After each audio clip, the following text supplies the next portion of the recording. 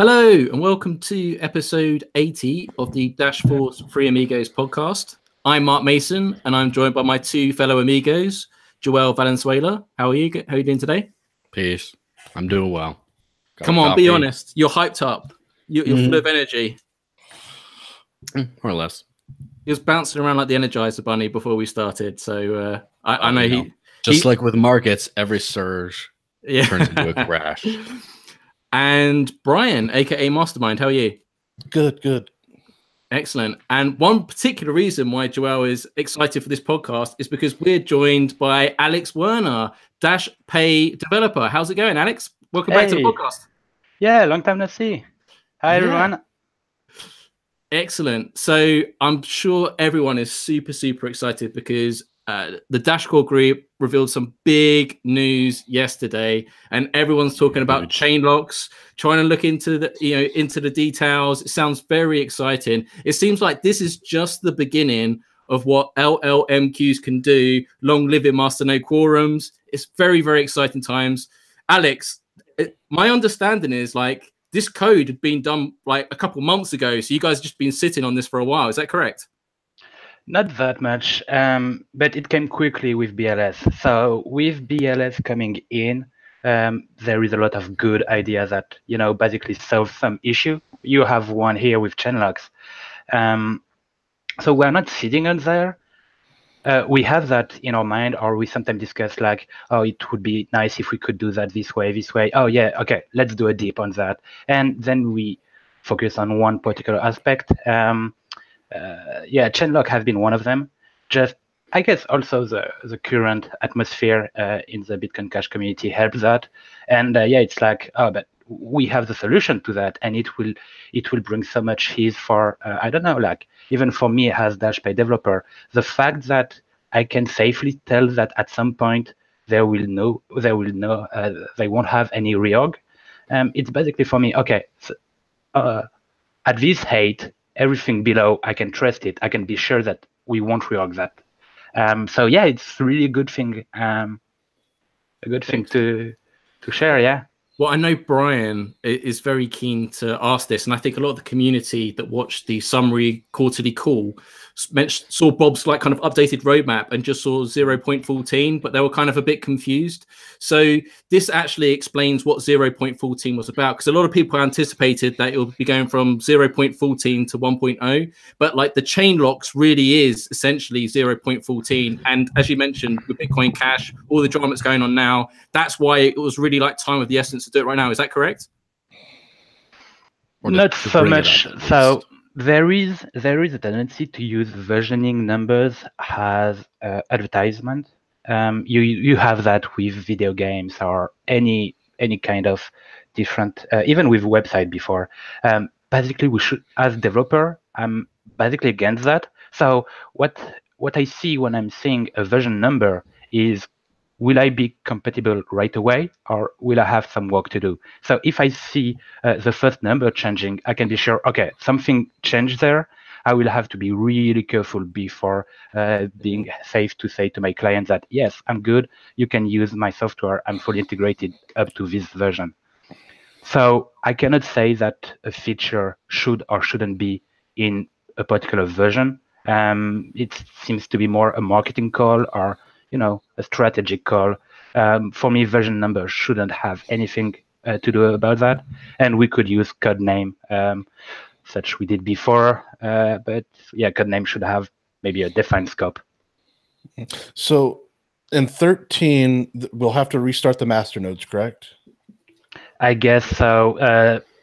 Because of LLMQ, I guess that LLMQ will require you to have another key that you have right now. But that's 14, right? Yeah. 13. So when 13... LLMQ is coming as a foundation layer. It's whenever you have a signing phase in order to activate a new update, you basically want to ship as much as you can at this point in order to avoid that later on, especially in our way, when sometimes we set up foundation layer without all the proper all the wishes we had in terms of SPV, accessibility, or whatever. So you can end up with situations such as you want to ship something that wouldn't have the proper verification, such as proof of service, for instance. And the day when you will want to deploy that, you want to be able to do that quickly.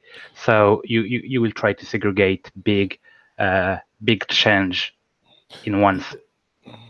Yeah, so LMQ is coming in 13, but then the chain locks is coming in 14, correct? I cannot say what is coming where, just because planned.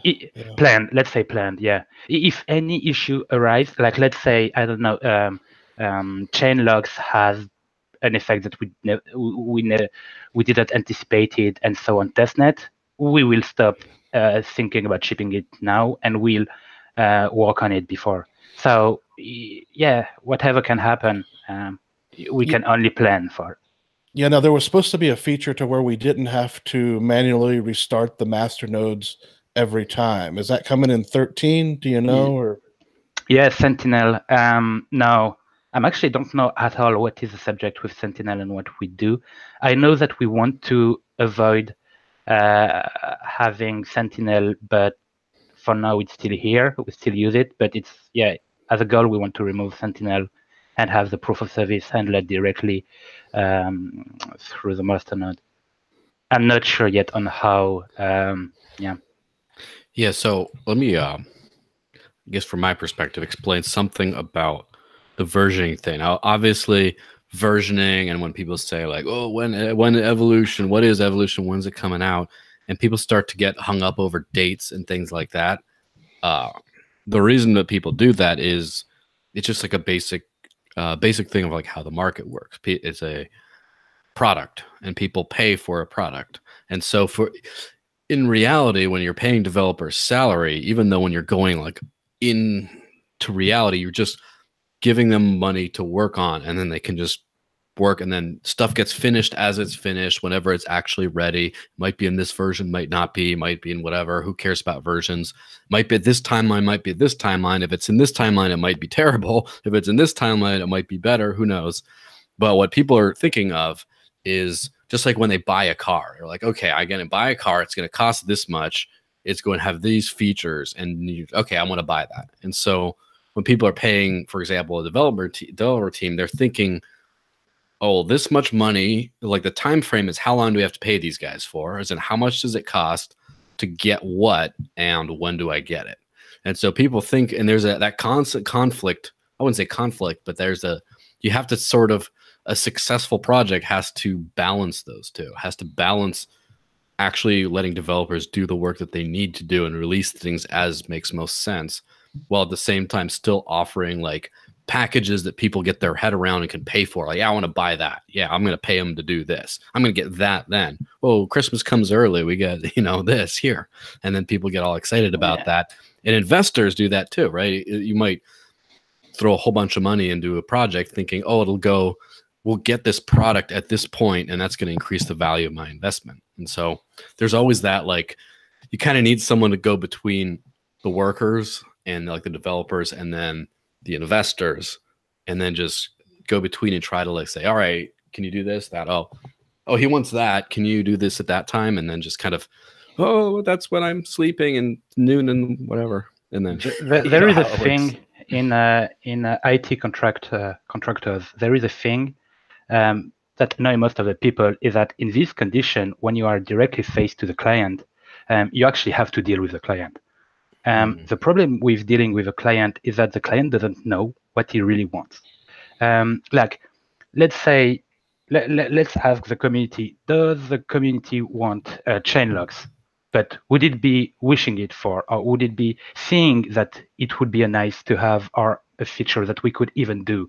That's why basically you want expert to do that, because you actually don't really know what is needed. You don't know what is the direction. The direction change. Like, I mean, there is stuff that we were discussing 1 year ago that we don't discuss today, because either it has been a standard, or like instant payment is today a standard. There is the one that has it and the ones that are still lacking it, but it's a standard now.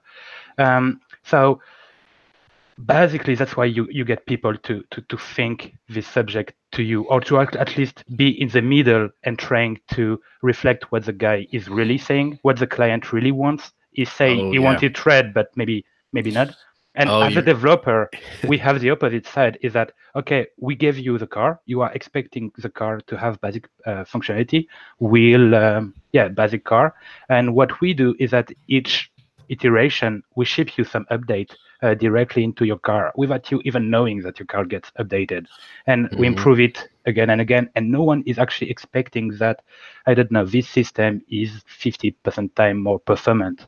But the guy that does it knows that it's really important, because in a condition where you have AI and you have a complex situation, you have to do many calculation, you have to be quick, whatever. I'm not car expert, but yeah, basically that's always complicated to give expectation. Like it's even better with Chainlock that we actually never talked about it before, and we just ship it. Now we know we can do it, so we can talk about it. We can think about integrating it.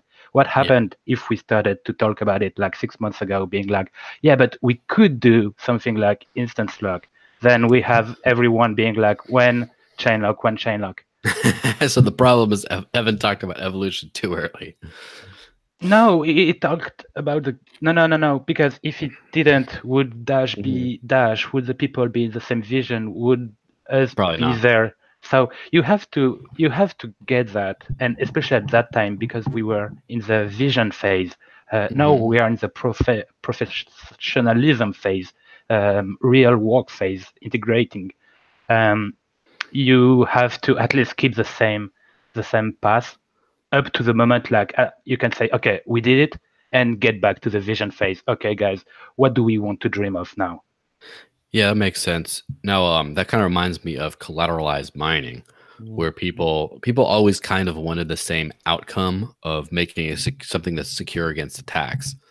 And Evan thought of collateralized mining. A lot of people are saying, well, Dash is going to do this eventually, and kind of thinking of that. And then when Craig Wright started being himself, then people were like, oh shit, we need something. Hey, remember that idea you guys had? What's like the timeline on that? Could we get that moving? And then Coda Block in his infinite wisdom was like, shh, working on something. And then there you go. It seems much more elegant solution too. The collateralized mining was pretty deep and it seemed cool.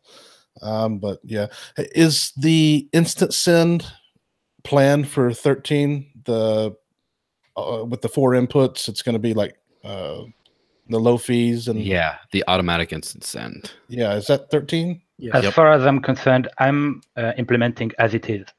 So yeah. Actually, I've got a question about instant send. So with the news of DIP 8 and chain locks yesterday, it sparked heavy conversation in Discord, and there was lots of chats going on.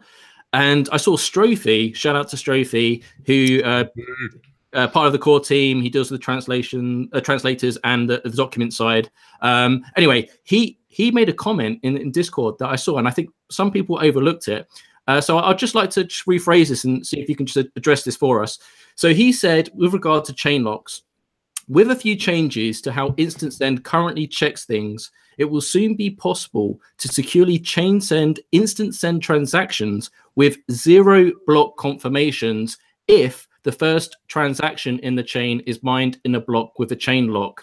Is this something that you've explored? Because this sounds quite exciting, because we've seen in Bitcoin Cash that they've talked about 0 conf quite a bit. So I'm particularly interested in this. So can you speak to this? Yeah, actually, it's a user requirement that we had quite a lot. Is that, okay, basically I received an instant send transaction. I want to spend it now because, I don't know, like my mother gave me money so I can pay my bus, whatever. You have to be able to pay it now, and that's where you want to be able to be using instant send. You want someone to be instantly sending you money that you can instantly spend. So from that, we know that we have to find a solution to that. It's basically that's the user need. We have to. Then becomes the how to and when to. So the how to seems to be fixed. I think maybe I'm missing something, but having chain locks that ensure you the path up to a certain height, as we basically did that with Checkpoint, and because we have that by default, instance and by default when you have a certain limited amount of input, well, then what is really blocking you going from chain instance and then becomes a when. I'm not sure if it's about removing a check somewhere. For a start, you want to have deep 8 integrated, shipped on LiveNet before, thinking of it, I guess. This is huge because, like, traditionally, you'd have to be locked in for the 5 blocks, but with InstaSend by default, and I think this is the problem with the community. They're still trying to get their heads around this whole quorum speak. They don't fully understand LMNQs. I'm still trying to get my head around it, and we know we're just scratching the surface. Just with the chain locks, we know there's going to be so much more extra functionality as we're just talking about InstaSend now. So it's very exciting, but just the implications of being able to do this InstaSend by default, and potentially zero conf as well, all thanks to LMQs, long living master no quorums. This is actually like really game changing stuff, and I just hope people outside of the Dash community really, turn around and take a look at this and say, like, this is actually amazing stuff. Yes, of course, and that's the thing I've noticed. Now with Dash, it's starting to feel like blockchain is a 10-year-old technology. It's starting to feel like, okay, people have actually made this. It's not rough anymore. People are making this work. And if you compare to just about any other form of payment, it's like, well, you got to settle. Like, you swipe your card, it kind of goes through. It's mostly okay, but there's some fraud and chargebacks. And then maybe the next day it'll be confirmed. And then you're like, okay, well, with Bitcoin, you send it right away. It's very hard to do. You can't really do chargebacks. It's very hard to do, or very unlikely to have a double spend. And then within 10 to 30 minutes, it's just like, it's pretty solid. And then we start learning about, okay, well, there's some double spend issues, and then 51% attacks are a threat, but it's still pretty okay. And then you're going to have Dash with 1.3 seconds. It's written in stone on the rock, just right away. It's just done forever. And then you're going to see, a Dash transaction will be more, and this is like marketing language, of course. I understand. Like, every time I talk to a developer about this kind of stuff, they're always like, well, but no, but this thing. And I'm like, I get it. I'm painting with a broad brush because that's how people see us. But anyway, a Dash transaction in 1.3 seconds should be more permanent and more secure than a Bitcoin transaction after a whole day. Yeah, that's what I like, because it's not just about bragging rights, is it? Because of chain locks and the inability to do 51% tax or roll back the blocks and stuff like that. As soon as you get confirmed, you're good. Like, you're good if you have a chain lock on that. You are really, really good. Everything is good for you. Even the you're confirmed. As a merchant, it's the use case of it as well. That's what I like about Core, that they're so focused on the actual utility side of it and the use case. So it's not just saying, we can get one over Bitcoin Cash with zero confirmation. It's not about that. It's about actually for merchants and stuff as well. The solution speaks for itself. We're focused on being a payment solution, and this actually gives us edge over everyone else. We want to be leaders in the space, and this is, start of the pathway to actually getting us to the finish line. So this is really important. Adoption. Yeah, exactly. Important. And I've started looking at marketing language and things that people do for other types of financial services and things like that. They all talk about ease of use and safety. Everything is something about ease of use and safety. Just like that. No extra fees. Just one thing and you're just done. Or secure, safe, secure your family, all this kind of stuff. And like, I remember I've been reading into Zencash or Horizon stuff because they got attacked by 51% attack, had a bunch of funds reversed, and they implemented some sort of a anti-51% attack measure, which has something to do with heavily penalizing miners who release blocks later, who don't publicize them right away. But anyway, they actually take the attack seriously because they got attacked. Now you have so many coins like Litecoin, like Bitcoin, although because it's the biggest one out there, it's not as bad. But then Bitcoin Cash, like, I remember thinking for the whole year of Bitcoin Cash, like, how is someone not attacking the crap out of this coin when you have so much hash power that can just go, you flip a switch and just ruin the network if you wanted to? Like, how do you just walk around with that vulnerability? It's just like, taking all your life savings in $100 bills and just making a suit out of them and just wearing them around town. Just like, hi guys. I think one of them was attacked. Vulnerability is scary. Was it like Bitcoin Gold or Bitcoin Private? I think one of those. But that was different. It wasn't SHA-256. It was a different hashing algorithm. But still, a bunch were attacked. Monocoin. I don't know. You have websites that calculate you the cost of an attack that you have to spend. Oh, yeah. It's really insightful to look at it. Sometimes it's actually not that costly. Crypto51.app. Let me put that in the... I think that in this condition, where you are as big as Bitcoin Cash, no matter what we can say for now, the hash rate is still talking here. You get to other kind of miner, not the quick box type of miner, but you have like dedicated miners that really want to be part of the decentralization, obviously make money with that. But I mean, they don't want to harm the economy. They don't want to harm the sector. Yeah. Well, you think about it, even if take Dash today or something like that, and then you imagine a hostile actor decided to buy as many miners as possible over the course of 6 months, because more than that, then they might be outdated, but just buy as many as they could and just attack the network because their product or their system that they're behind is worth a lot more than that cost, and they view Dash as an existential threat. Even take Dash at 10 times hash rate, and then just think about all that investment. You could have some very powerful actors could still come in and do that. And it's not, that's the thing, is we were always at the stage where no one was basically 51% attacking because no one really figured it out and no one really cared. And then we got to the point where, the cryptos are actually worth something. Now you have some sort of small time people coming in and trying to attack and reverse some exchange transactions and make some money. And we're still at the point where no one really cares enough to have like the 800-pound gorilla come down and Hulk smash and just ruin the whole thing. Not quite there yet, but then we do have a little baby gorilla and Craig Wright going in and say, my Bitcoin Cash, and like trying to take over that with some pretty deep pockets. Now, obviously nothing that large on a global scale, but still like just viewed controlling the one true Bitcoin or whatever, the concept of that as is centralization valuable, is it not? I mean, for me, with Craig Wright and the way he's going about Bitcoin and the original vision, it's kind of like back in Google or Amazon, because as soon as you disagree with him, you're out the picture. You're not a part of the conversation. So it is centralized in that aspect. Like every time he gets fed up, he just sticks another fork in it and puts another Bitcoin on the Barbie. So like it's embarrassing. So like I think people are starting to wake up to this now, because I don't think you can truly say that you believe in decentralization and just say like, really, you're just saying you're following this one individual, their individual's vision, and no one else has any say in it. And if you're not, you just have to jump like a kangaroo onto another Bitcoin project. It's I like all the Aussie references. Thanks, man. It's MBG.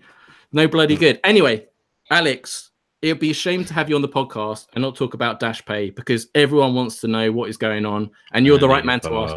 How is progress going with Dashpay? Is it just like back-end functionality, or do you actually have like a graphic user interface yet? Is the UI there? Everything is on work in progress. We work on everything in parallel. Integration with the backend has been the task of the previous month.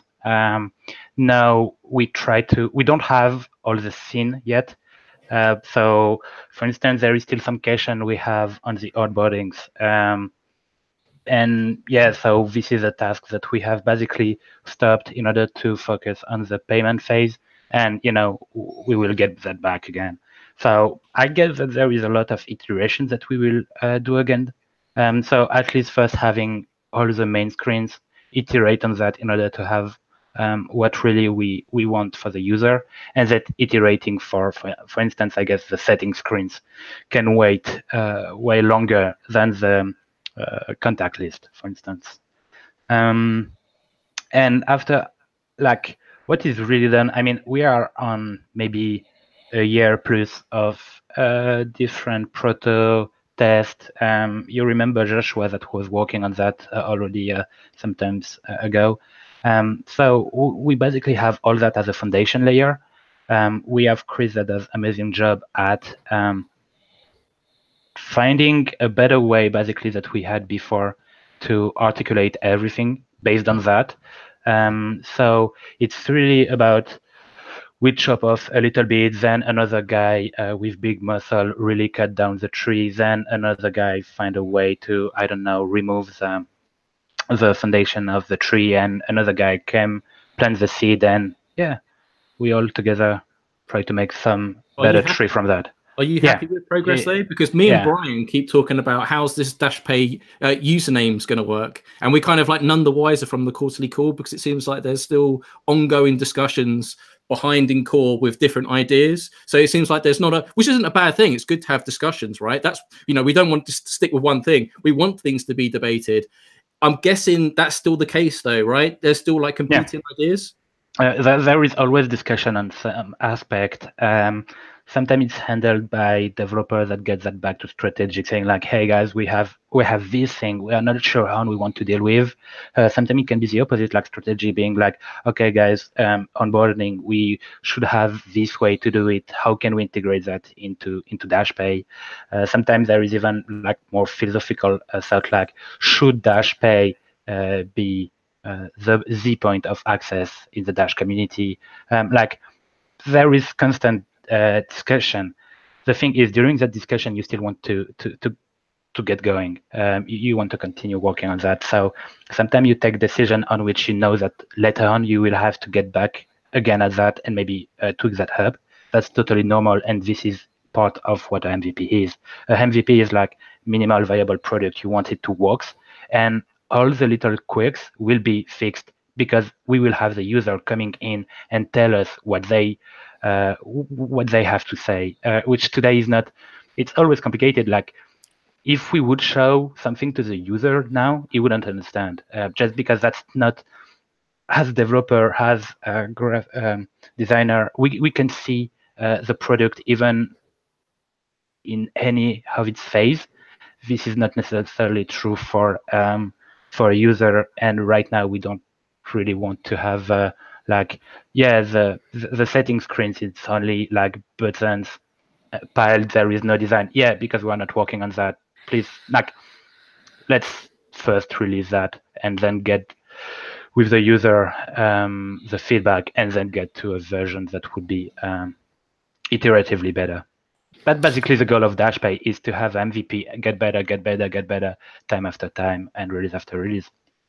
Are we going to be able to get a sneak peek before the actual release at some point, or are we just got to wait for the? I don't know. I'm trying to get as much feedback as I can, but I cannot really spend time getting them. So I basically use what I got from people I'm discussing with, from previous integration I did. So basically keeping all the different discussion had over the course of the 2 years, and using that as a starting point. Then you have all the experience of the other team member. Then you have strategic value team meetings. Like, there is a lot of brains around that in order to make it to make the MVP very good. Then it's empowering the community to make it even better.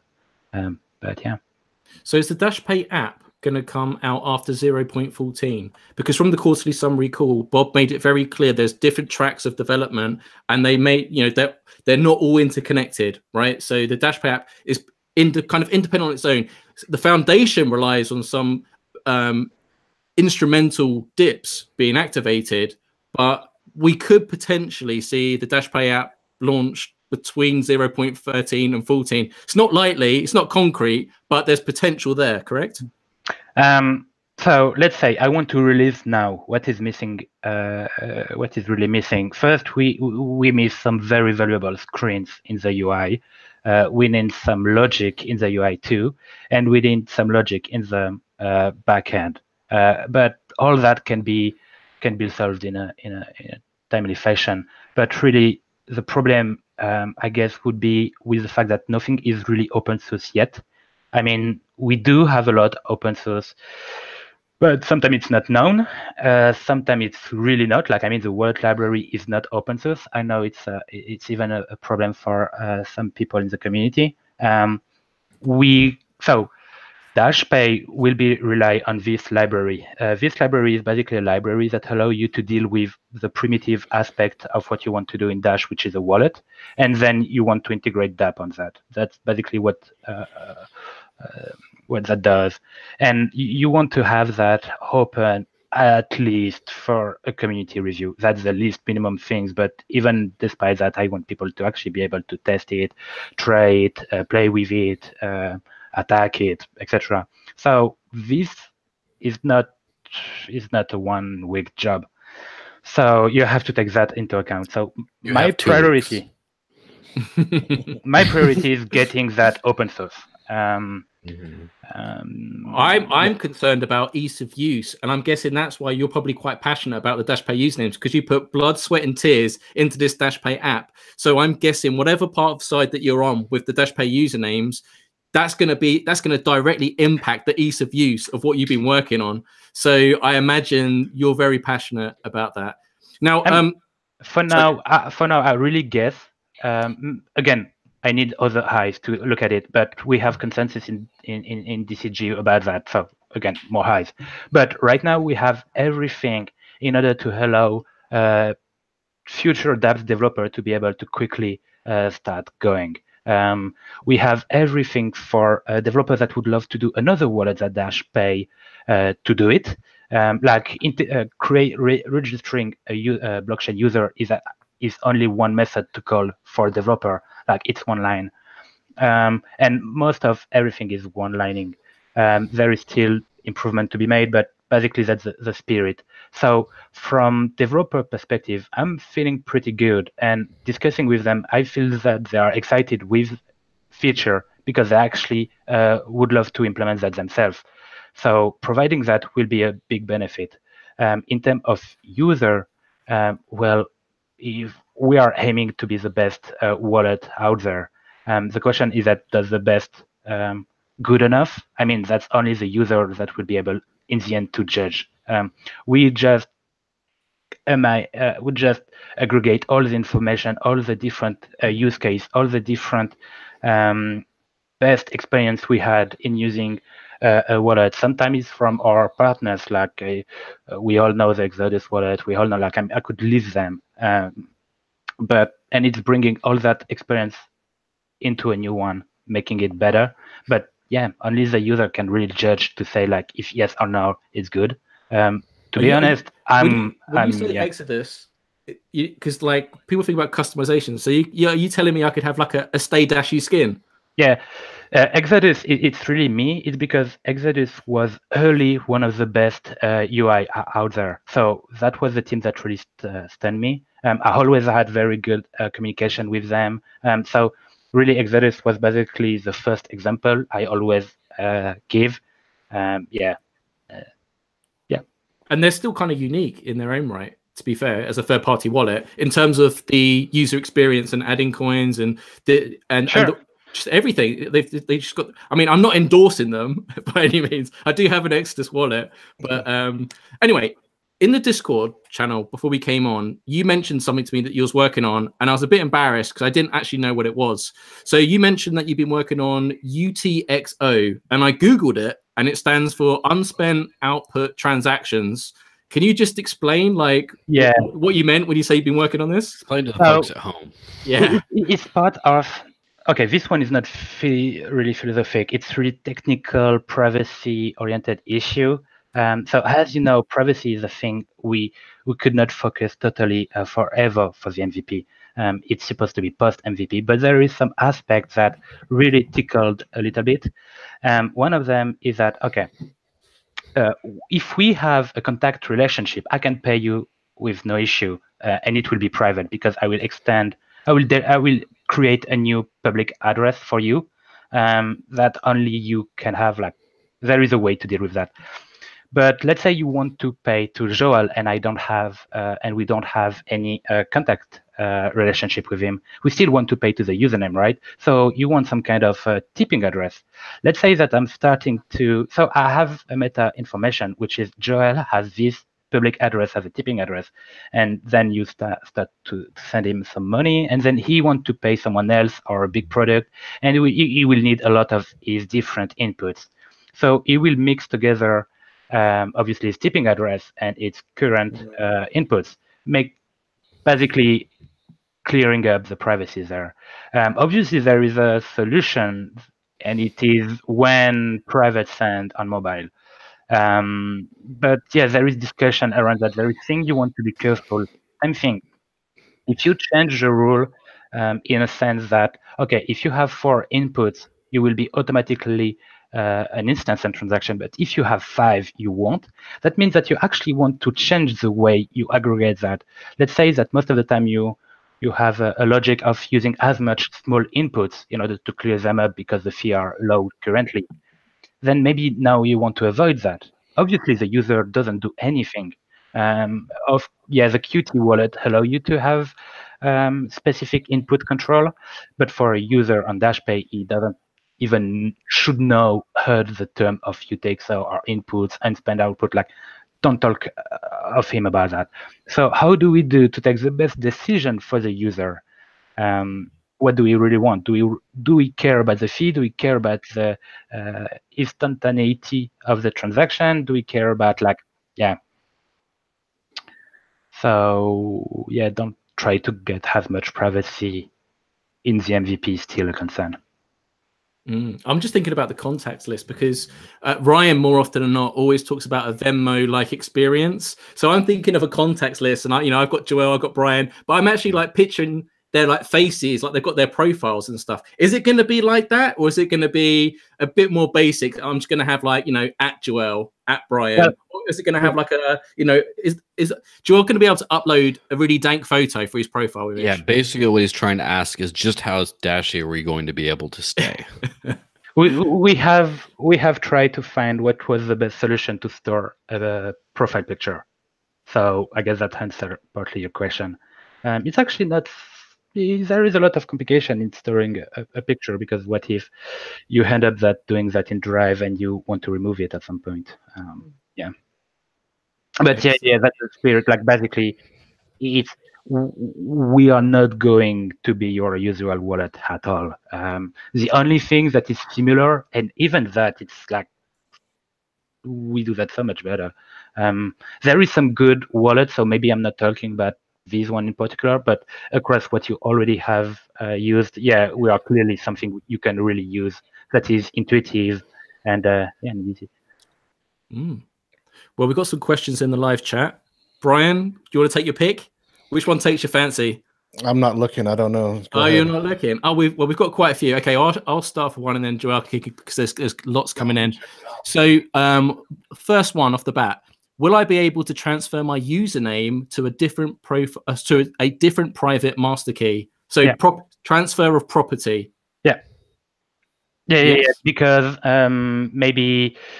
So the question is, we don't have agreement even in DCG, but what is the value of a blockchain username? I'm thinking that there is one. Some other might thinking that there is none.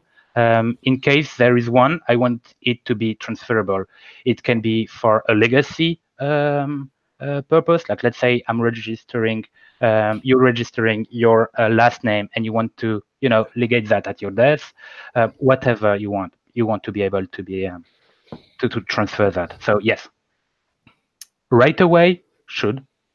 I don't see any complexity. There is the method for that. So. Yeah. So people should think of them in terms of like domain names, right? If you own something, you could always offer it up, right? I don't want to go too down this rabbit hole because I know it's going to start a big debate, but it's really important that I'm not saying how you should consider that, because you will give me the answer. The usage will give me the answer. I feel it is like a domain name, and we have big passionate debate about if yes or no it is. I'm sensing that it is the same thing. But again, that's maybe it won't. So don't feel it as you think it is. Like, consider it as you wish. Yeah, Hillaway's asking about the username hoarding, if we have a solution. We have the problem. I mean, so one of the reasons why we got issue with that problem is that we had issue knowing if it is a problem, because we have an issue really, like, it's creating something that is bigger than you, and you have issue really naming that. Like, does domain name hoarding is an issue despite the fee, despite, like, okay, what do you want to hoard? Like, okay, you can do Joel 1 or Joel 2, you can do Joel up to 1999. Is that really what you want to do? I don't know, but we see the problem. I mean, I see the problem at least, and we discuss that, and because if Mark doesn't get at Stay Dashy, we're gonna have to cry. I'm gonna have to fork off. I'm gonna get my Craig Wright on. It's not gonna be pretty. It's gonna be PivX Evolution all up in here.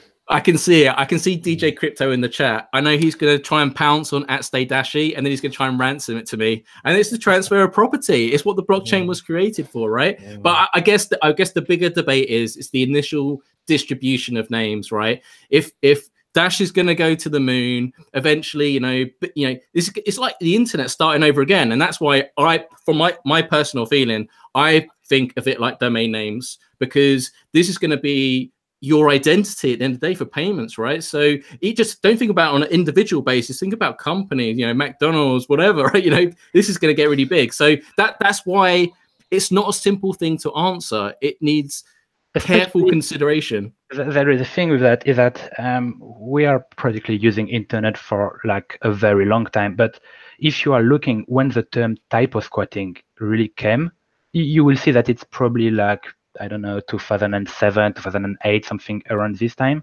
meaning that before it was not a problem. I'm not sure we will have a Dash squatting in the early days, just because basically, okay, you will register your own stuff and maybe the stuff that you might even use and probably you will never use, but then what do you want to do? Register all the alphabetical combinations that you can do? Like, I mean, try to calculate that. That's a lot of money, and you better buy something else. But it's a concern, I mean, in the future it can happen, but again, how do you deal with the domain name? If someone has alex.fr domain name, how much do I want to pay him to get that back? That's at least how I see that, is that if I'm giving him $1 trillion, he might sell him, okay, 1 billion, 1 million, 10K, 1K, like, what is the limit? And that's not me to decide.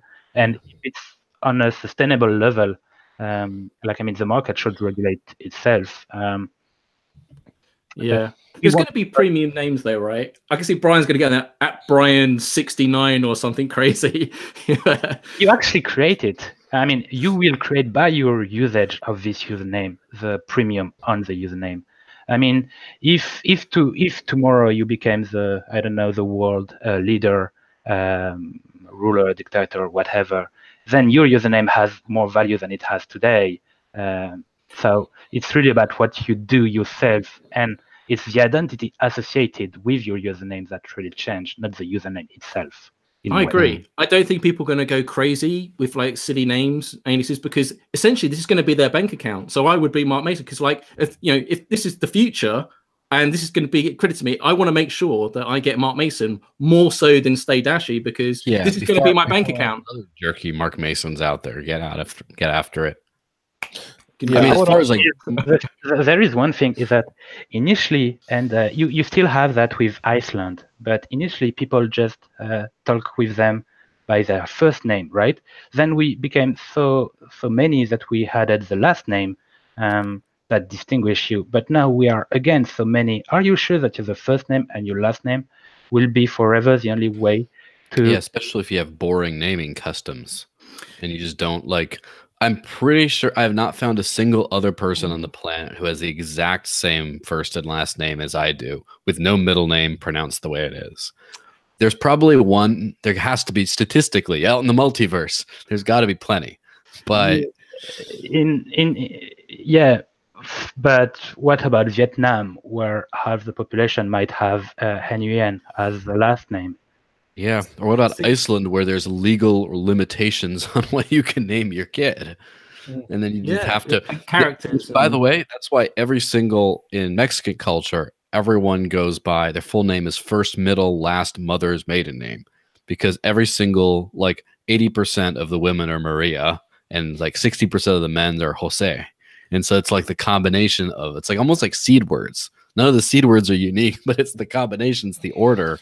That's unique. In some internet community, people actually talk with themselves not by their first name and last name, but by their pseudonym, right? This one is totally make up. You will be able to make up, the flying horse, yes, but you will at the launch of Evo try to hoard the flying horse, the flying pony, the flying everything? Because maybe one day one guy will be having value calling the flying horse, because with that he has been branding itself in something that gives that a value. Now you will take Alex, Joel, whatever, in the same way than if you go on Twitter, you have Jack, and sadly, if you are named Jack and you weren't the guy created Twitter, you won't have the nick handle. So the point here is that you will just add numbers or something else. I think that this is going to be a much smaller problem if you can easily change the display name. So it's by the name and not by the actual username. And you can look up by display names and usernames. So for example, what if some jerk decides to get on Coca-Cola first? And then they just want to steal all the Coke money, which is a funny joke on two levels, because either cocaine or the Koch brothers works for both. Anyway, so they try to do that, and then if someone's looking up, I'm going to look up Coca-Cola, so they look it up, and as long as the real one shows up at the top as the official or whatever, even if it's Coca.Cola or Coca-Cola 129 or something, even if that's back end, as long as it shows up right away, or if Mark Mason, someone does Mark M Mason, Mark D Mason, Mark F Mason, Mark Z Mason, whatever, all the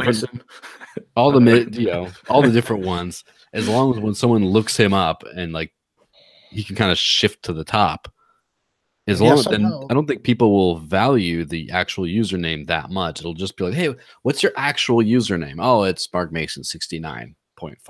Man, it sounds like some kind of dystopian future, like the Matrix, where we're just all numbers. I remember when Alex, first time he came on the podcast, and we were talking about Trezor, hardware wallets, right? See if he remembers this. I got good memory like an elephant, right? With something other things as well. But I remember he was saying that in the future, he reckons everyone, potentially could kind of have their own hardware wallet device. So essentially, I like Joel's idea that, just like Twitter, you can change your your name to from 1 week to something else, but your underlying kind of your blockchain code name, whether it's numbers, so it doesn't matter what characters, what language you're in, it's all universal to the blockchain, correct? Yeah, and you actually are already your name. You can change name. In France, you have the French Legion. Let's say you have done something bad. You go there. I tried to get my friend to join that one a long time ago. Yeah, it's not easy. It's not an easy path, to be honest. But in the end, you get cleared up. You get a new ID. Then meaning that who you are is not your name. Who you are is not even what you really think. Because if you have been 5 years in the French Legion, you are not the same one that the person that came in.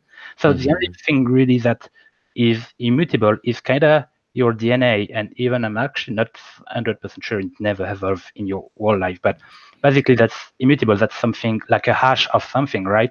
So in a similar way, we use that in databases. For instance, you have a hash, an ID of a user. Obviously, he has a username, but we work with the user ID. In the same way, the mnemonic could be resolved to whatever you want, an ID, whatever, a number, whatever. So it seems that there is a big value in the mnemonic because of basically everything you start to use. The mnemonic seems a better password than the password. And from the mnemonic, you could sign message that could allow you to sign up in the website, to have 2FA. Like, there is a huge value. I see that. Obviously, then the biggest problem is that what if someone steals you that wallet, that something? Then you have PIN protected, password protected. There is still some stuff to find out. But I'm really sensing that we are going there. If you look at the people that get, there is a part in your palm when you can get a chip with no harm. And you have actually people, like, even in the early Bitcoin days, there is people that actually have their keys there. It's like, I feel it's coming. I feel it's like the normal thing, and I, in the same way, feel that I might be the last one to actually implement myself that. So maybe I'm just, seeing what I'm afraid of. So you feel like it's the mark of the beast sort of thing? Yeah, we've seen like the rice to grain. I think it was the guy at General Bytes actually was one of the first people to do that as an implant. But let's just talk about more technical stuff, because I know you was trying to get some feedback on this. So you'll be interested. A treasure in my arm. Store it all in there. If you look, you have to cut it out with a steak knife. If you look at the Chinese, they actually don't use an ID or something in order to recognize a person.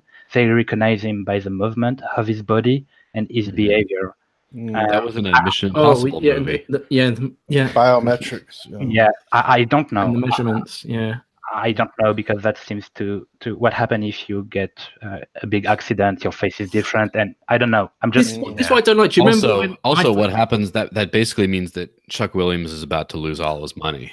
Yeah, I'm just gonna go and act and talk like him and just take all his value and just get rid of clean the poor guy out. Two places I would look into, and I've said this before, is BitShares, because they've dealt with this stuff before. I don't know what their solution ever was, and then I know Namecoin dealt with it a long time ago. I don't know what they ever did well though. Yeah.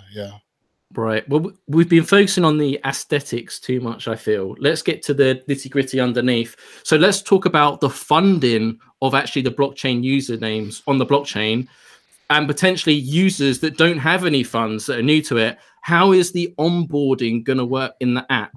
Now, I guess this is still something that you're exploring and you're looking for feedback on. What kind of ideas have you got at the moment? Yeah, so the best user flow we have is that either you have a previous mnemonic, master key has called before, either you don't. If you have one, you enter it and that's it. If you don't, you actually have some easy mechanism. Ideally, it would be one button, you press it, get, I don't have a mnemonic, generate my mnemonic, and everything is hidden for the user, meaning that you enter your username and everything gets going. Then obviously there is a question of funding, but that's another question. So yeah, really what we try to find is what is the best onboarding process for the one that doesn't have any money yet, because you still have to pay the fee for the blockchain user. But it's like a fraction of a penny, right? It's like nothing. But if you don't have nothing, how do you do? Like, I mean, let's say the goal of Dashpay is to allow you to have a username and being able to receive payment in the most easy way. If in order to get there, you have to first generate a mnemonic in order to have a cryptographic address that you can get money to, and then with that cryptographic address finally generate your user, then you still have the same issue that we have before. So you don't have to see the cryptographic address if you don't want at all, right? So in the end, you still have a way, someone to pay you or to generate you that. In the same way, if someone is generating you that, you have to be careful that it doesn't steal you. Like, what if, I don't know, a DApp creator, Coca-Cola has a DApp, and in order to get people going there, they fund you the creation of a username and offer you, like, I don't know, 1 pack of cola, whatever. You don't want cola to be like, oh man, your username is really good. I won't fund this one. I will keep that for myself. So yeah, you have different type of issue. You also don't want all the people in the world going to, I mean, if they are different, you want that, but you don't want the same person pretending to be 1 million person asking for 1 million different username. You basically don't want to open the hoarding for other. You don't want to fund the hoarding of blockchain username. You just want to fund one blockchain username per person. And then if you get to the question of per person, you get to the question of how do we know who is who? How do we know that you are not you twice? And we clearly don't want to do any kind of KYC AML, right? So you want to have some kind of be two different people. Hmm? That's the thing, is that what if people can be two different people? I mean, we have Bruce Wayne and Batman. Like, I don't want to be paying the same person twice. Like, I want to be paying the same person under one account. You know, sometimes imagine some people needing two different accounts, right? Two different complete identities completely. We don't want to block that. We want to make it economically not viable to ask to pass by us to have that. It can be a technical challenge. Like, I mean, it can be even a CAPTCHA. The time being doing that means that if you have the skill to actually do the hoarding by using the funding way, then it means that you probably could was that by just working for someone else, but then you get the fun of doing it into account. Like, I mean, it's making an economic disadvantage asking a username if you have the money to, or not if you have the money, but at least the real batching of hoarding, like making it impossible to script something to just register millions of username and us paying for that, for instance. Mike in the live chat brings up a really good point. He says, is there a decentralized way of coding in a solution where the network will customize a user search based on geography and existing users in friends list and associates? Hope that makes sense. If the user wishes to allow access to that info, of course. Now, from that, I'm thinking like Facebook, you know, when you do user search, you can search by countries and stuff as well. Is this something, I mean, like, it's a privacy thing, right? By disclosed info, of course. Okay. Yeah. I can answer the question. If he uses the term Dashpay, will Dashpay allow? The answer is no. But if you want to do that, like, I mean, if someone wants to do that, it will be the matter of forking the Dashpay wallet repository with the Dash schema, adding one line to the Dash schema, which would be country. Let's say it will be a string, whatever, and then just adding that in your intent flow. So it can be technically made, but Dashpay won't have that. Dashpay will have very limited amount of information with you. I'm hearing you loud and clear. So, okay, this is a secret message that Alex is giving to you, Mike. So he's saying that in evolution, if you build a social networking platform like Facebook, where people can connect their Dashpay username, they might be able to search for you and then connect you on your friends list and stuff from there. You just got to think outside the box. If you want a solution, you can create it because you've got unlimited possibilities, right? On that, it has been really important. It seems to be better now, but I don't know. At least last year, it has been a really important. The community tend to expect stuff from the DCG team by themselves, like not even telling us that they expect that, while they expect some clear things from us. So when we focus on Dashpay, we focus on Dashpay. We don't focus on a social networking platform. We don't focus on that. That's, I mean, we basically create the tool to allow you all to do that. And that's why evolution is foundation layer. Dashpay is one easy example on, see, that's what we can do, but Dashpay is only one specific targeting use case. There is million of that. Like, I mean, there is nothing that we did that show you how to create a marketplace. But what we will show you is enough for you to know how to do it, is basically what we do. Meaning that don't expect from us a marketplace. We provide you the tool to make it the most easy way possible with everything out of the box for you. Well, how are these developers going to be able to build on it then? Is there going to be like a developer UX? Like, how are you going to give these tools to people then? Because you're going to have to engage with them somehow. Developer UX is something we care a lot. Is giving you, well, first it's about the proper documentation. It has been one of our problems previously. Now it became one of our strengths. Thank you really to all of the community working on that and people at DCG. But that was the first item we had to fix. Then it's about making the usage easy. Well, we're mostly working on new stuff, so they might have some elements on which other developer with external eyes might want to give a valuable opinion. But basically, yeah, we focus on that in a way that what I'm saying, in our discussion, I'm trying to be the advocate of the 15-year-old kid that have a lot of time, but not a really good coding skill, that will be able to create everything to get funded and have the professionalism afterwards. But just, and we have advocate of, basically we try to advocate for all the different use case, and yeah. We need to have things like Udemy courses and stuff, like how to build a DApp on the Dash thing, just so it's like, once again, ease of use, but for developers, right? Yeah. So that reminds me of, have you ever, any of you guys ever played games back in the day that, like, especially like strategy games and things like that, that had their own editors, like level editors and stuff? Oh, you can make your own maps and stuff. Yes, like I used to do that so much. And there was this one, you remember Myth the Fallen Lords? I spent countless hours in that editor. I even started editing little like sprite images to like make people look different and just different physics and dealing with the physics and everything. I mean, spent so much time. I mean, if I put that much into actually learning how to develop, I would be almost as good as Alex by now. But I'm just saying, like, having an editor or something like that where people get to basically be developers without learning how to code themselves. Can you imagine all the amazing apps that would come out, all the dApps that could... There is a DApp generator, is there not, to help kickstart that, correct, Alex? It's Bootstrap. It's common usage to have a Bootstrap on which you start from. Everything is working out of the box, and you implement on top of that. A generator, we can do any type of generator you want. It's not clear exactly what you mean with that.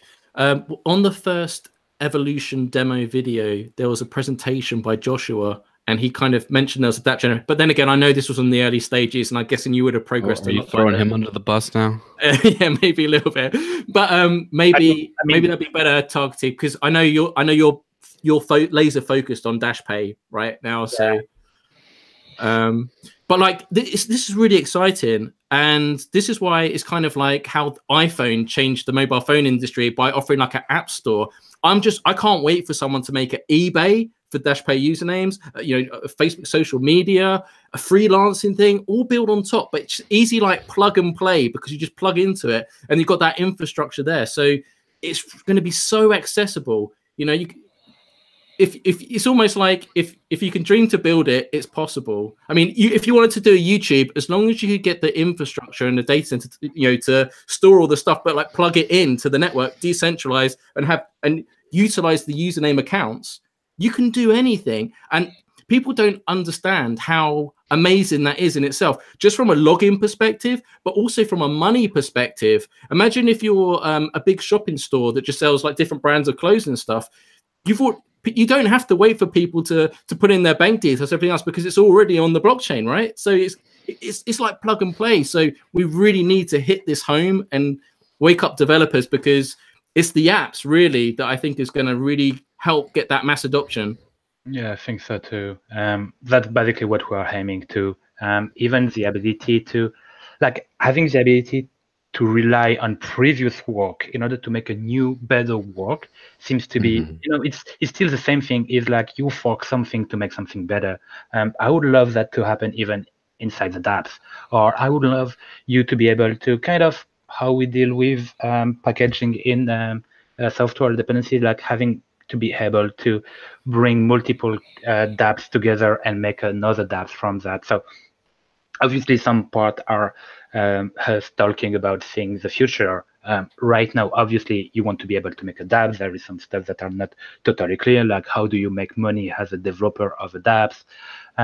There is stuff that are not clear yet. But yeah, making that's one of the steps we need. Now we have people coming and starting to pay with Dash. Now we have to allow them to pay even more to be able to access to new kind of way to pay, not just the mean of payment that we focus on with Dash, but also where do you pay? What is the payment experience? Obviously, that's not our job. That will be the job of all the DApp creator. But I guess that a DApp is, yeah, there is like, I mean, I'm waiting so much for the marketplace. So much. Do you have any ideas?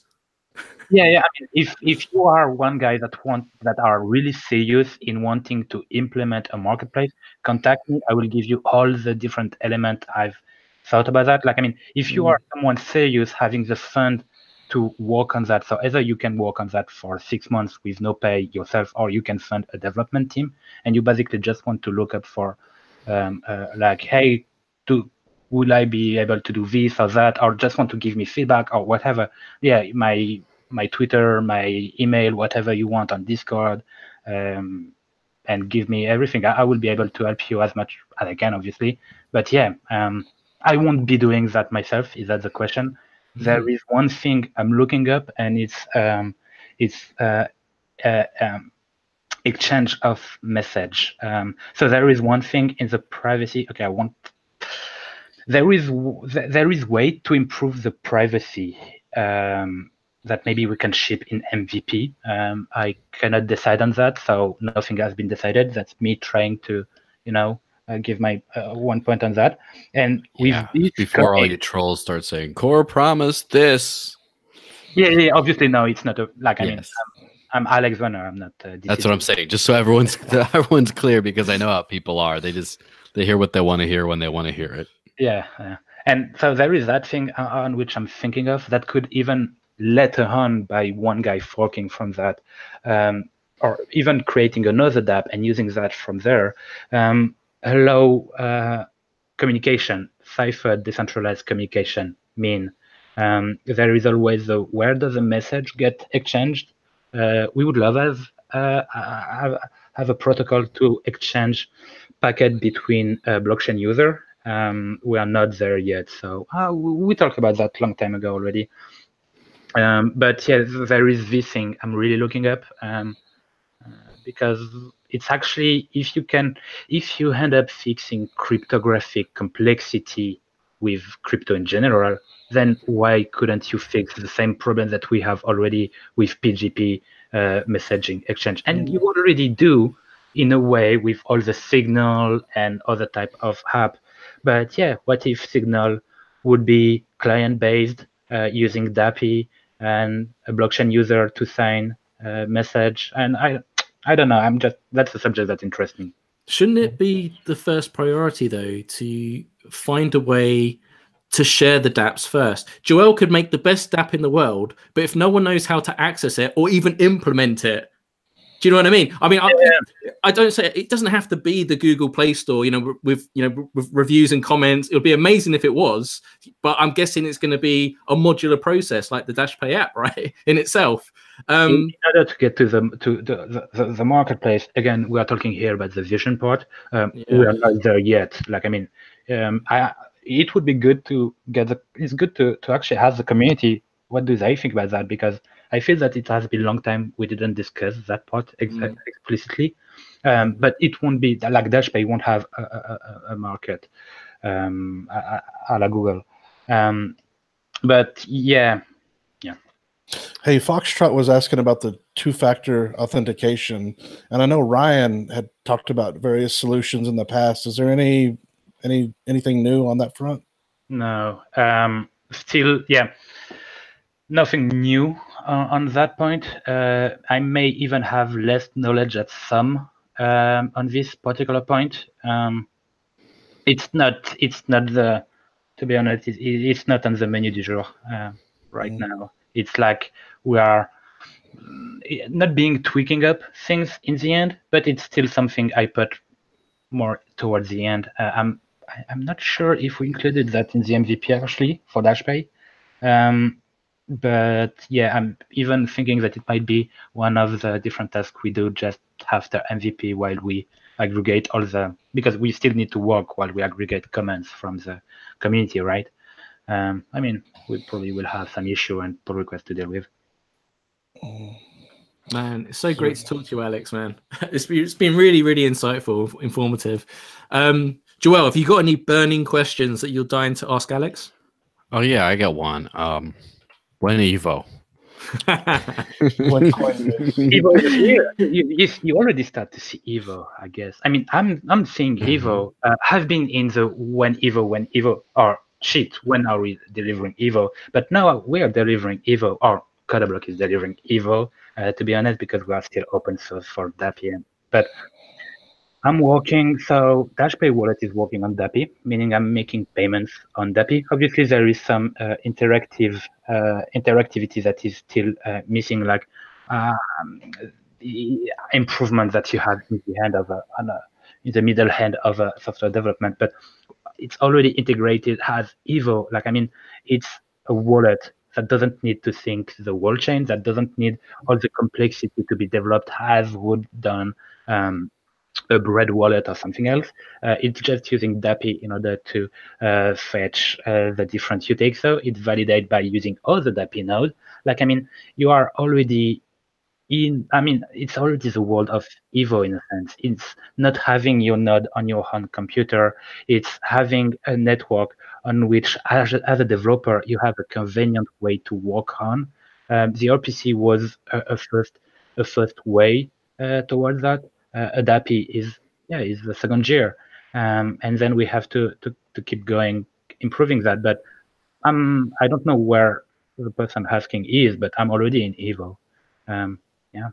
How is the mood with the Dash core developers right now? So people that just stop by and look into Dash every now and then, or investors, with the price down, how is the sentiment? Are developers okay? Are they worried? Or are they like doubling down their efforts? What's the mood going on right now? How large is your stack of ramen noodles?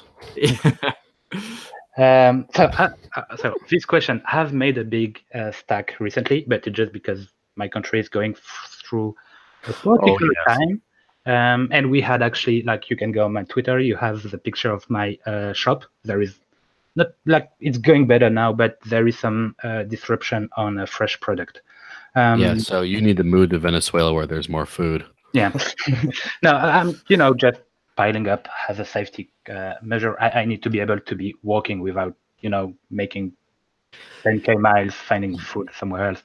Yes, which is why Mark has his stack of frozen pizza boxes just in case. Okay, I'll stop derailing your answer on the question. You can go on. And that's the spirit. But on how, like, I mean, I guess it's maybe we don't really speak about, like, and even in the community, even maybe I'm not spending enough time on bad news reading, but I don't feel it that much anymore. Like, it seems that we are so focused on what we are doing that we are doing what we are doing. And when we head up together in a meeting, we are talking about what we have to talk in the meeting, because the meeting is only 1 hour, 1 hour long. We tend to have a lot of items that we didn't clear up in the end. So you will speak about this type of subject in the 5 first minutes when you basically wait everyone to come in. And so, yeah, and even in that time, we are really focused on the job. So I think that the lack of time and the amount of work needed protect us from even having time to really focus too much on that. Obviously, like, you have so much thing to do, and we have discussed about many of them.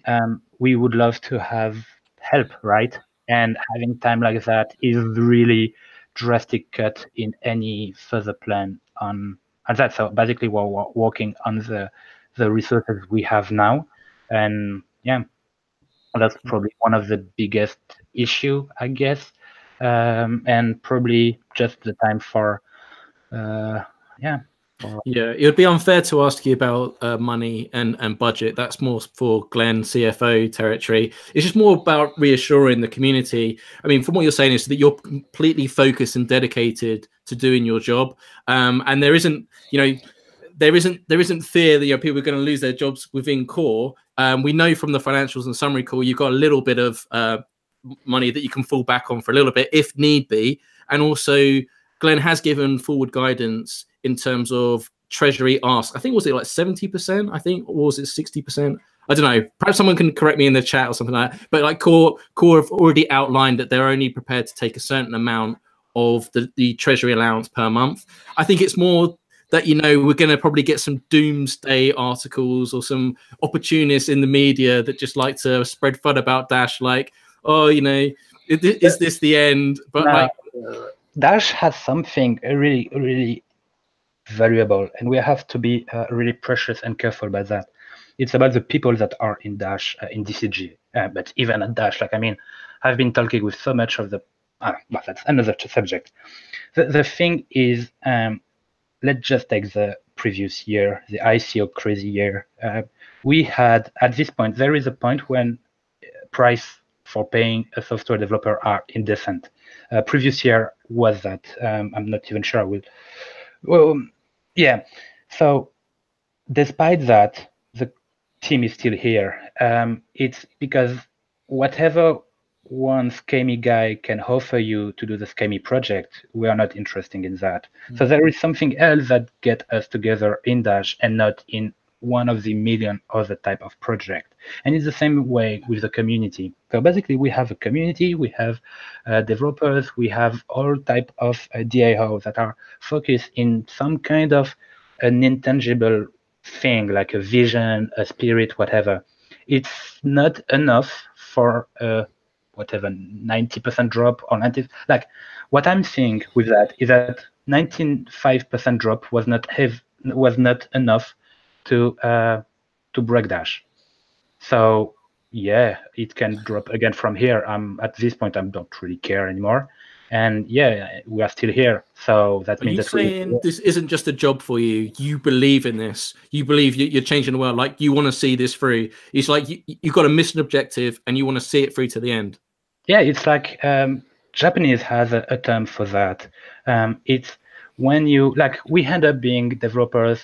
Many of us have worked on stuff that you get your salary from maybe an advertising, maybe selling data from other person. Like first, I'm not doing that at all. But secondly, I'm doing some things that are in sync with my political view or at least my ideological view. It's something I can get paid for, something I'm good at. Like, I mean, it's at some point you end up realizing, okay, what is the best job I want? Well, can it be better than that? And then someone can get you and ask you, propose you 20 times the salary you are making. It's maybe not even good enough to, at some point, if you have enough to eat, drink, whatever, such as obviously in a market like that, then you became, that's the thing with the Dash developer, even 95% cannot. So you're a true believer then. You live and breathe this stuff. Joel, not only me, that's the thing. Yeah, well, Joel lives and breathes it as well. Like he walks the walk, he just doesn't talk it. He lives off Dash 100%. Fuck it. Yeah, yeah. I never shut up. Yeah, but no, that's because he's like your test. Joel's like your guinea pig, right? And what you'll have to do is that not just to appease him, you see him as a power user, and so this is why it's so important. And for me, hearing you say that, knowing that you play a kind of lead role in the Dashpay development, I want to know that you believe in it, and it wasn't just it's not just a 9 to 5 to you. You actually see a much bigger picture in this, which I think you've. It's a 7 to 11 thing for him. Yeah, there's so much exciting stuff too. The LLMQs, the chain locks. That keeps you going. I mean, it's just and this is maybe. I mean, that's maybe the best proof the community could have. The community give us a mandate to do stuff, right?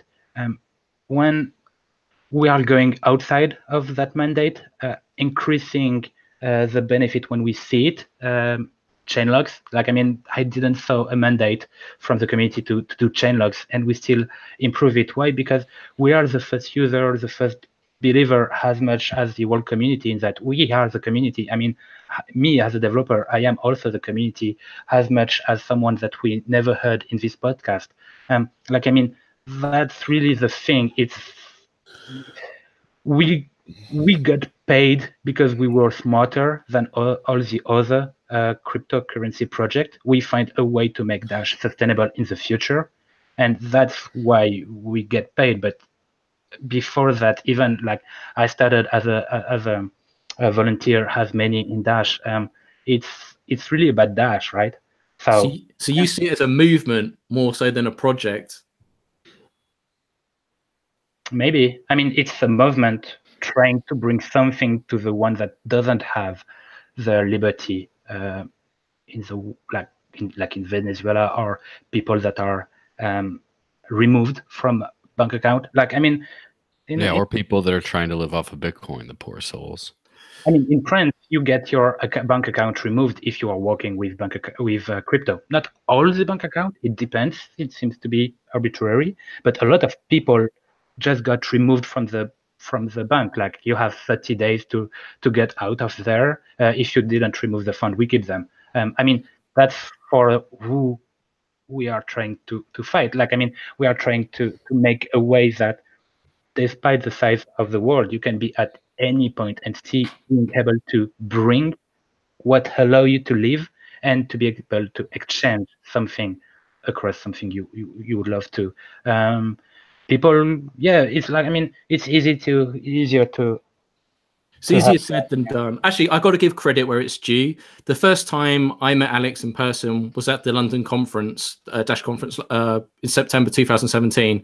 And in terms of Dash like taglines and slogans, was having a few beers. I believe it was talking about France in the hotel, just talking about how we can improve stuff there. And Alex said to me, Mark, it's really about financial freedom, financial independence. Now we throw that around left, right, and center. Become financially independent. And like I use it on the Twitter and stuff all the time. But I think in terms of Dash, I think you was the first person to really say that to me, and it really resonated. Kind of saying like, it's not about countries, Mark. It's not about. Yeah, of course, we need to do strategies and understand and have people on the ground in different places. But as long as we focus on financial freedom, true financial independence, that message is universal. And ever since you said that to me, that's always stuck in my head. So I'm guessing I had personally experienced a lot of trouble with banks just because I was poor enough to experience all this problem.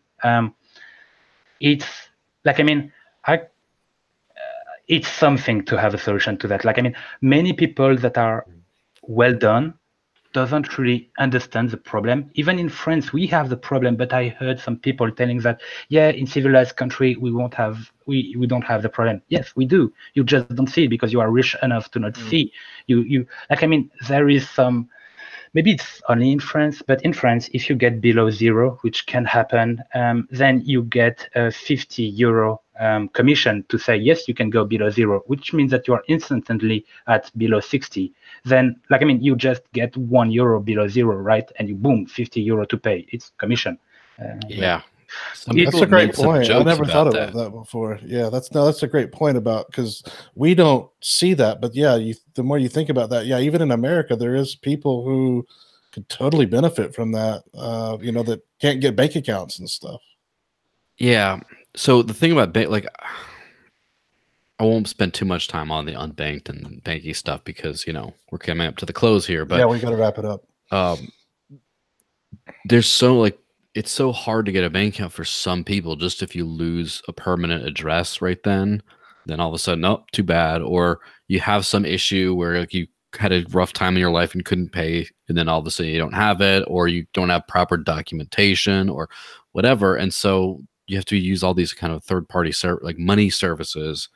And I remember like one of the biggest a lot of people get worried about cryptocurrency with the price fluctuations, which is, it is a thing. But I was always more worried about, especially when I was poor, living with a bank account, about I never knew how much was going to be in there. Right? I was afraid to look. I actually got like PTSD. Right? I was a little like scared to look at the account because then it'd be like, oh shit, that's all I have. Because what happens is, because of the bank account, people can just debit from your account. They just charge you like, oh, well, the electricity company decided to charge you way more than you thought.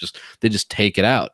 Or, oh, there was a new fee and whoops, now all of a sudden you're overdrafted and you're down. It's just this sense of helplessness. Or when I was about to pay rent, when I finally closed my bank account, I was about to pay rent and I go to the bank and I realize I have a negative balance because someone wrote some crap on a piece of paper and did check fraud and they just took all my money. It's like, And I don't have to worry about that with cryptocurrency ever. Like all the years using Dash, I've never been like, oh, I wonder if it's going to be gone. I always know exactly how much is going to be in there, even if the valuation might go down sometimes or go up.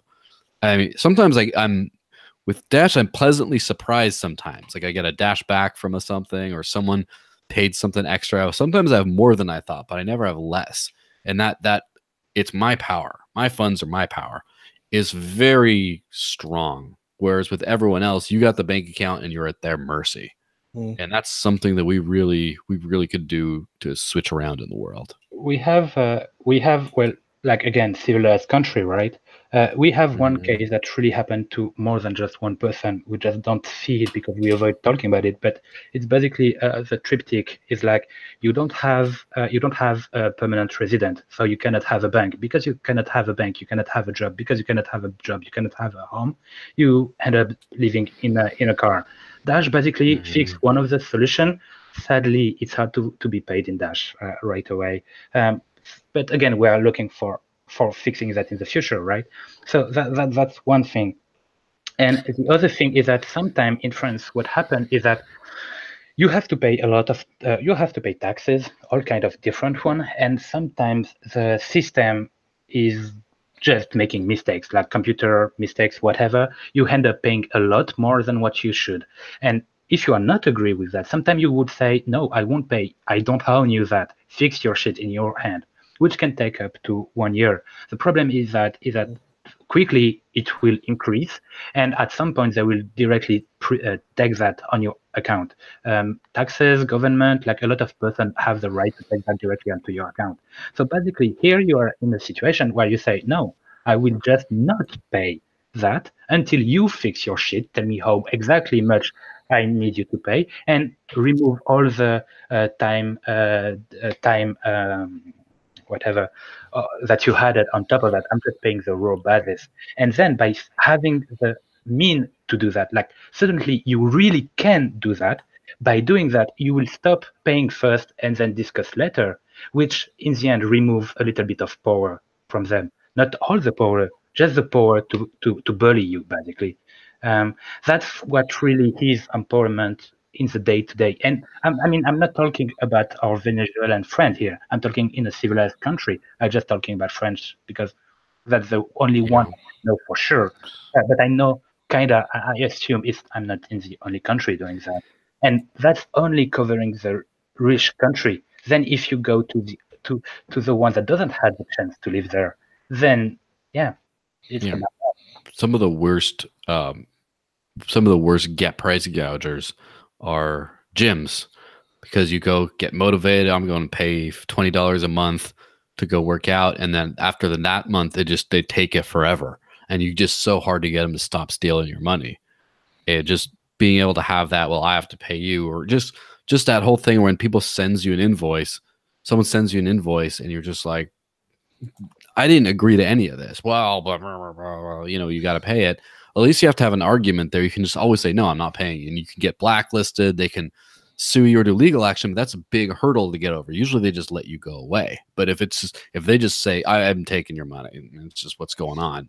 It's you just that's basically the thing is that if you are not agree, you will be able to say it and not do something, because no one will be able to take your money. What will they do? Make you in prison because you didn't pay for a service you didn't took? No, you paid the first month. You didn't go there. You said, okay, I'm not going. I'm stop paying. Is that something bad? Yeah, maybe people think so. At least you have the choice to make your own decision on that. If you want to go in prison because you didn't pay, that's your problem. At least you can take that decision. That's also, I think, something.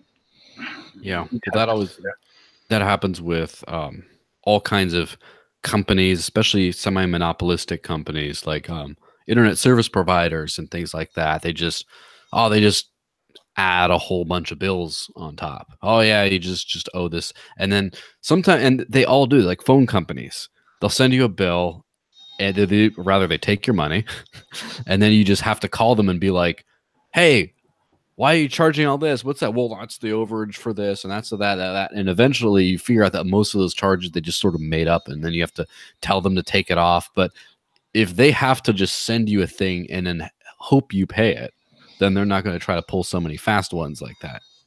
Yeah, the Cyprus situation is what led to one of the first big Bitcoin pumps because they just took everybody's money or give them a big haircut. The Balians, yeah. And he's not joking. They really did call it a haircut. I mean, like, it was pretty brutal for us Europeans, obviously. Yeah, I mean, look at Mark. He has nothing left. They robbed him. God, I need to get that green card. All right. So time for the shout outs and end this thing, and then after party. So first off, if you have any Dash, which if you're watching this, you probably have some, you can vote in Dash Boost. And for forever, people have been complaining about, back when it was like $10,000 to get a masternode, and now it's like so much more. But people have been saying, oh, but there's only the elite, only the rich people can vote, and all this kind of stuff. Go to dashboost.org. There's a bunch of proposals. You can just any amount of Dash you can vote for. There's a bunch of good ones. I'm a big fan of Spark in particular. This is my personal lobbying. Who knows if Mark or Brian agree with me. Anyway, like, share, subscribe.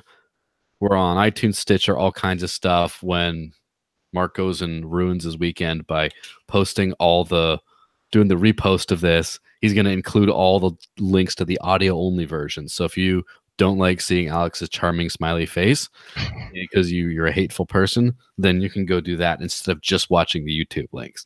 And as always, we do the after party right after these things. If you're not in the Dash Talk Discord, what's wrong with you? Go to staydashy.com. It's the quick link. And then just start asking, hey, where's the after party at? And there's going to be a few of us hanging out in there as usual, chit-chatting about anything and everything. And yeah, that's where you get a lot of really good, insightful information. We've had a very high demand for the after party. At some point, we might have to split into 2 or 3, with one of the 3 amigos leading one of the subgroups, and then eventually we have an army and take over the world. Anything you want to add, Mark? I think that was a great outro. Well, that was episode 80 of the Dash Force 3 Amigos. 80 episodes, guys. It's absolutely flown by.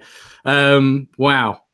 80 Fridays in a row. That's insane. Thank you, Alex, for coming on. Absolute gen. And just to reiterate what Joel was saying, if you're like us, we have these conversations. They go on for hours. Like these you don't want it. No, not hours. Weeks sometimes. I've had it where I remember one time there was an after party and it ended, of course, like at 11 or midnight on Friday. And then I wake up and I'm doing something in the middle of the day on the weekend, and all of a sudden the after party thing starts ringing again, and everyone's back in the after party all Saturday, and I'm just like, and then all Sunday. It's terrible. Excellent. Well, as Joel said, please like, share, and subscribe. Have a fantastic weekend. In the next few weeks, we should have some more interesting guests from the core team. So make sure you watch out for those. So if you haven't subscribed to the channel, make sure you do that. Have a fantastic weekend. Stay positive, stay humble, but most importantly, stay dashy. Bye-bye, y'all. Cheers.